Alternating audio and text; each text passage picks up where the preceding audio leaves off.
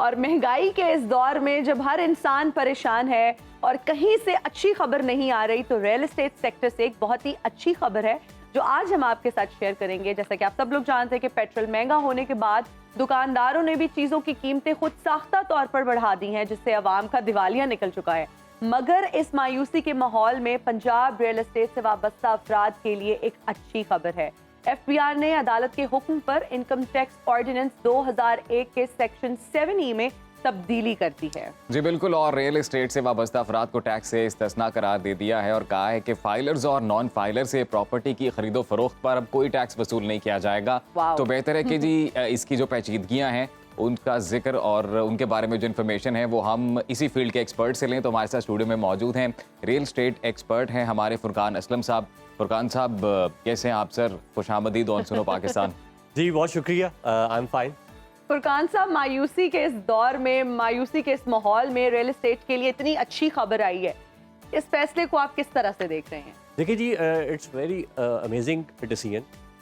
होता बेसिकली ये है कि कोई भी फैसला आता है उसको बगैर पढ़े, बगैर तस्दीक किए मार्केट में स्प्रेड कर दिया जाता है, जिससे मायूसी फैलती है और ये नहीं देखा जाता कि उस फैसले की बारीकियां क्या है। तो ये जो फैसला आया है, इससे बड़ी ज़बरदस्त किस्म का रियल एस्टेट को एक कॉन्फिडेंस मिलेगा, क्योंकि ये वो सेक्टर है जो कि 72 इंडस्ट्रीज़ के साथ लिंक करता है और हर घर की ज़रूरत है, हर बंदे के वर्ड ऑफ माउथ पे या टॉक ऑफ टाउन ये होता है, हर सोशल गैदरिंग का ये टॉपिक होता है।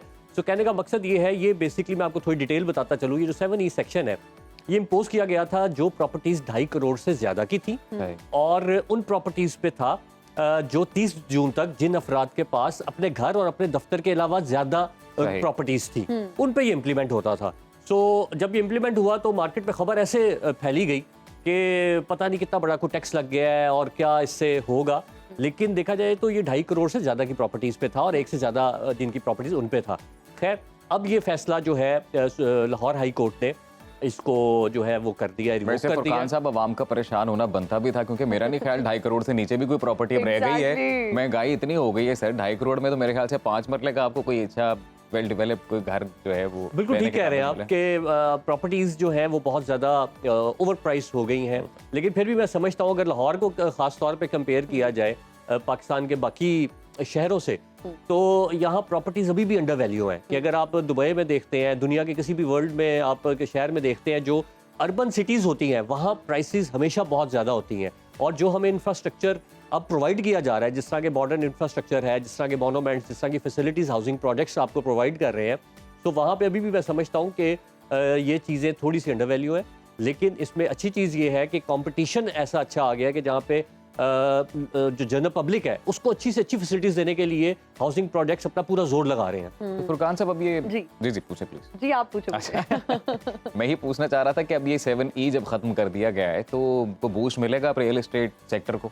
देखिए, ये बहुत अच्छी चीज़ है, इससे कॉन्फिडेंस आता है। जिस तरह के अभी आपने इंट्रो में बड़ा अच्छा कराया कि ये मायूसी के दौर में एक अच्छी खबर है। सो जब ये खबर जाती है तो इसी तरह जाएगी, जी टैक्स खत्म हो गया, टैक्स खत्म हो गया, तो इन्वेस्टर्स हो गए, जेन्युइन बायर्स हो गए, उनके अंदर एक कॉन्फिडेंस आता है, एक खौफ दूर होता है। जब भी टैक्स की कोई चीज़ आती है लोगों में खौफ आ जाता है, तो वो खौफ जो है वो खत्म होएगा। जी अच्छा फुरकान साहब, हम ये भी जानना चाहेंगे कि हुकूमत की जानिब से बजट में 2.5 करोड़ मालियत से ज्यादा प्रॉपर्टी पर 1% जो टैक्स लगाया गया, उसकी वजह क्या थी? बेसिकली ये वजह ये थी कि जिन अफराद के पास अपने घर और अपने दफ्तर के अलावा एक से ज़्यादा प्रॉपर्टीज़ हैं, उनकी डीम रेंटल वैल्यू के तौर पे टैक्स लगाया गया था, जिसको अब रिवोक कर दिया गया और बेसिकली ये इम्प्लीमेंट होना था 1 जुलाई से। जी तो तभी ही इसके ख़िलाफ़ जो है लोगों ने अपील्स भी की, एहतजाज भी किए और अब ये फैसला आ गया। अच्छा फुरकान साहब, आप चूँकि खुद रियल एस्टेट एक्सपर्ट हैं, तो considering the current state of our country, अभी जो हमारी मौशी सूरत हाल है, इस सारी सूरत हाल को देखते हुए और जब हम ये देखते हैं कि ये भी बार बार IMF से बिलखसूस मुतालबात सामने आते हैं गवर्नमेंट को कि आप जो टैक्स टू GDP रेशो है अपना उसको बढ़ाएं, आप उसका जो रेशो वाइज है वो टैक्स का जो नेट है उसको बढ़ाएं, ना कि जो ऑलरेडी टैक्स नेट में लोग हैं उन्हीं के ऊपर टैक्स डालते जाएँ। तो आपको क्या लगता है कि कौन से इकदामात ऐसे हैं, कौन से पॉइंट्स ऐसे हैं कि जो करने से ना तो कंज्यूमर ज़्यादा डिस्टर्ब हो, ना रियल एस्टेट इस तरह से ज़्यादा डिस्टर्ब हो और हम लोग गवर्नमेंट जो है वो टैक्स भी अच्छा कलेक्ट करे? देखिए, इसके लिए सबसे अच्छी चीज़ ये होती है कि आपका बिजनेस अच्छा चल रहा हो। बिजनेस अच्छा चल रहा होगा तो टैक्स देने में किसी को उभाम भी नहीं होगा। सो इंडस्ट्री को सपोर्ट करना चाहिए, रियल एस्टेट इंडस्ट्री पे रिफॉर्म्स करने चाहिए। जैसे कि मैं आपको बताता हूँ, मैं दुबई में था, सो दुबई में इतने ज़बरदस्त किस्म के इकदाम किए गए कि आप आज देखें कि दुबई बेस ही रियल एस्टेट पे करता है, या दुनिया के बहुत से और भी शहर हैं जो कि रियल एस्टेट बेस्ड हैं। तो कहने का मकसद ये है कि ये एक ऐसा सेक्टर है, अगर आप इसको सपोर्ट करते हैं, इसमें अच्छे रिफॉर्म्स करते हैं, इसमें प्रोफेशनल्स आते हैं। हमारे मुल्क में बड़ी कमी है कि इस सेक्टर में प्रोफेशनल्स नहीं है। इसमें ऐसे लोग काम कर रहे हैं जो ना तजर्बेकार हैं, जिनको एक्सपीरियंस नहीं है। और देखें ना, आपका फर्स्ट हैंड एक्सपीरियंस पड़ता है प्रॉपर्टी डीलर्स के साथ, और वो आपका एक एक्सपीरियंस कभी भी अच्छा नहीं रहता वो, क्योंकि आपको गाइडेड चीज़ें नहीं मिलती, आपको इन्फॉर्मेशन सही नहीं मिलती, ऑथेंटिक एंड वैलिड चीजें नहीं मिलती। एग्जैक्टली। दुबई में क्या है कि हम जब वहाँ मैं था तो हम प्रॉपर ट्रेनिंग्स देते थे अपने ब्रोकर्स को। अब वीएन देते थे, डेवलपर का वीएन क्या है, कंट्री का वीएन क्या है, किस तरह हमने अगले 5 सालों में ग्रो करना है। तो यहाँ पे अगर ये रिफॉर्म्स आ जाते हैं तो इतना पोटेंशियल मौजूद है, और अगर अर्निंग्स अच्छी होंगी, अगर इसमें पोटेंशियल से आपको रेवेन्यू अच्छा जनरेट होगा, तो टैक्स देने में भी कोई परेशानी नहीं आनी चाहिए। अच्छा, ठीक है। जी, पाकिस्तान के हवाले से भी हम पूछना चाहेंगे कि पाकिस्तान के हवाले से क्या इकदाम करने की रियल एस्टेट में ज़रूरत है, रियल एस्टेट सेक्टर में, जिससे इंप्रूवमेंट आ सकती है और इस सेक्टर को फ़रोग मिल सकता है। देखिए, पाकिस्तान में जो सबसे इम्पोर्टेंट चीज़ है कि आप देखें, दुनिया में, पूरी दुनिया में कहीं भी ट्रैवल करते हैं तो पूरी दुनिया में जो डेवलपमेंट्स हैं वो हो चुकी हुई हैं, वो सिर्फ उसको मेंटेन कर रहे हैं। Exactly. पाकिस्तान तो सारा बनने वाला है, आपके बड़े शहर बनने वाले हैं, और आपके पास लैंडमार्क बिल्डिंग्स नहीं मौजूद, लैंडमार्क प्रॉपर्टीज नहीं मौजूद। Exactly. तो कहने का मकसद है कि ये वो सेक्टर है कि जहाँ पे आप आइडेंटिटी बनाते हैं किसी भी शहर की, किसी भी कंट्री की। फुरकान साहब, सॉरी फॉर द इंटरप्शन, आपने बोला कि पाकिस्तान तो सारा बनने वाला है, बात आपकी बिल्कुल दुरुस्त है। अब लेकिन मसला ये है कि जो बन रहा है ना, वो भी इस तरह से बन रहा है कि बड़े बेहंगम बन रहा है, क्योंकि हम लोग भाई सीधे जो है वो मुतासिर कह लें कि जो मुतासरीन की जो फहरिस्त है उसमें जो डायरेक्टली जिन पर असर पड़ रहा है, हम भी उन्हीं में शामिल हैं। क्योंकि अब देखें कि अगर हर साल जब हम बिलखसूस इन विंटर्स हम देखते हैं एयर क्वालिटी इंडेक्स, तो लाहौर का दुनिया के नंबर 1 जो आलूदा तरीन शहर उसमें शुमार होने लग पड़ा है, क्योंकि आपके जंगलात है ही नहीं, आपकी सोसाइटियाँ बनती जा रही हैं। तो जो मॉडर्न ये बननी चाहिए, बिल्कुल हम नहीं कह रहे नहीं बननी चाहिए, क्योंकि आवाम भी उस तरह बढ़ रही है, तो जब पॉपुलेशन बढ़ रही है उसे कैटर करना चाहिए। लेकिन मॉडर्न सिटीज़ जिस तरह से डेवलप होते हैं कि आपकी जो फ़ज़ाई आलूदगी जैसे मसाइल हैं, इस तरह की चीज़ें वो भी ना हो, तो ये क्या इस तरह के इकदाम कौन से जो करने चाहिए? बड़ा ज़बरदस्त आपने पॉइंट डिस्कस किया है। मैं आपको बताऊँ, इन्हीं चीज़ की मैं बात कर रहा हूँ कि एक प्रॉपर पैरामीटर सेट होना चाहिए। हमारे पास अथॉरिटीज़ तो मौजूद है रेलेवेंट, वो प्रोफेशनल्स को बुलाएं, एक प्रॉपर किस्म के रिफॉर्म्स बनाए जाएं। और देखें, जो आपने बात की कि हमारे पास अगर जगह नहीं है तो हम वर्टिकल में हमें जाना चाहिए। वर्टिकल में जाते हुए हमें ऐसे प्रोजेक्ट्स लाने चाहिए जो कि कॉमन पर्सन को भी करें, हर तबके की नीड को पूरे कर रहा हूँ। और मैं ये समझता हूँ कि आपके पास देखें लैंड अवेलेबल है, उसकी यूटिलाइजेशन सही नहीं हुई। अगर यूटिलाइजेशन सही हो जाए तो हम अपनी पॉपुलेशन की जो ज़रूरियात है उसको बड़े अच्छे तरीके से पूरा कर सकते हैं। आप आज भी देखें कि आपकी बहुत सी आबादी जो है वो जॉइंट फैमिली सिस्टम में रहती है।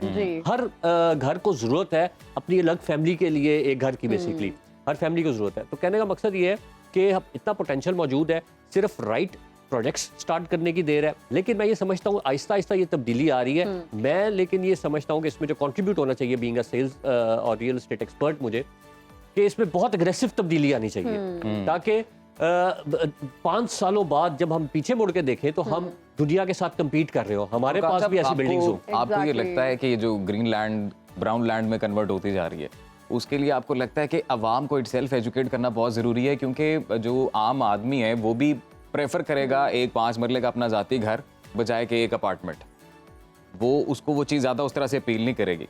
तो इस हवाले से अवाम को भी थोड़ा एजुकेट करने की ज़रूरत है। देखिए, हमारे अगर आप कराची को देखते हैं, सिंध साइड को देखते हैं, इवन इस्लामाबाद को आप देखते हैं, वहाँ पे ये ट्रेंड लोगों ने अडॉप्ट कर लिया है।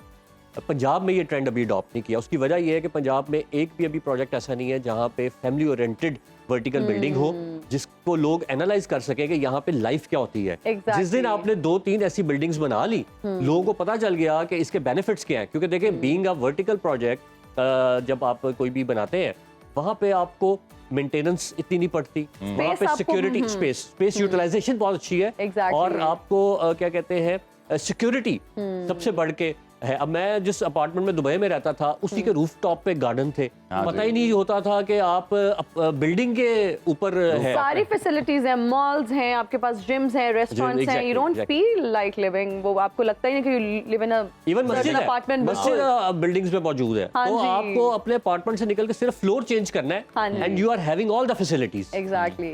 बाखबर रहिए हर जगह हर वक्त, और अभी सुनो न्यूज़ का यूट्यूब चैनल सब्सक्राइब कीजिए, बेल आइकन पर क्लिक कीजिए और जानिए मुल्की और गैर मुल्की हालात व वाक़यात यकीन के साथ।